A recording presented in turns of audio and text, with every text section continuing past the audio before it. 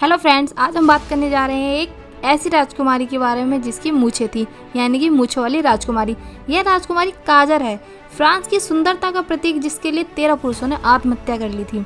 आज के ज़माने में लड़कियां छरेरा फिगर पाने के लिए क्या कुछ नहीं करती, जिम से लेकर डाइटिंग और न जाने क्या क्या, क्योंकि वर्तमान समय में हेल्दी नहीं बल्कि पतली लड़कियों को सुंदरता का दर्जा दिया जाता है।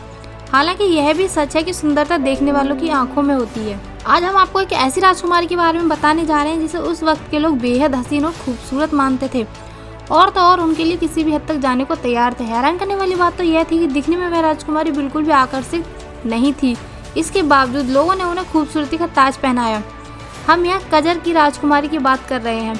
बता दें, कजर वंश तुर्किश मूल का ईरानी शाही वंश था।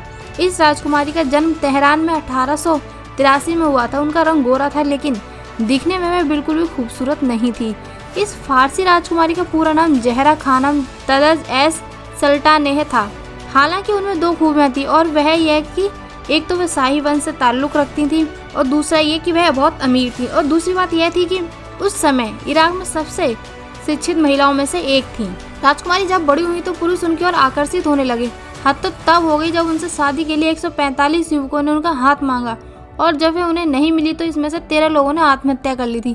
बाद में जहरा ने अपने प्रेमी फारसी राजा नासिर अल दीन शाह काजर से शादी कर ली थी, और 2 बेटे और 2 बेटियों को जन्म दिया।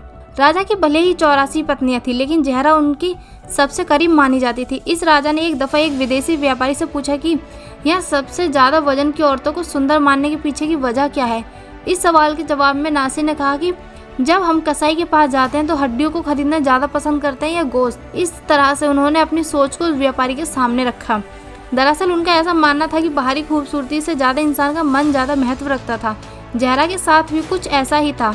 जहरा एक शिक्षित महिला होने के साथ साथ एक चित्रकला में पारंगत थी। महिलाओं को उनका हक दिलाने के लिए उन्होंने काफी संघर्ष किया था। इसके लिए जहरा ने सोसाइटी ऑफ वुमेन फ्रीडम नामक की संस्था का निर्माण भी किया। बेहद साहसी और गुणकारी जहरा की इसी खूबसूरती के लोग कायल थे, और उन्हें हमसफर बनाने की चाह रखते थे। साल 1936 में जहरा का निधन हो गया, लेकिन उन्होंने जमाने के सामने खूबसूरती की परिभाषा को बदल कर रख दिया था। उनकी अदा और साहस पर लोग आज भी अपनी जान तक दांव पे लगाने को तैयार रहते हैं। तो फ्रेंड्स, आपको ये जानकारी कैसी लगी? वीडियो को लाइक और चैनल को सब्सक्राइब करना ना भूलें।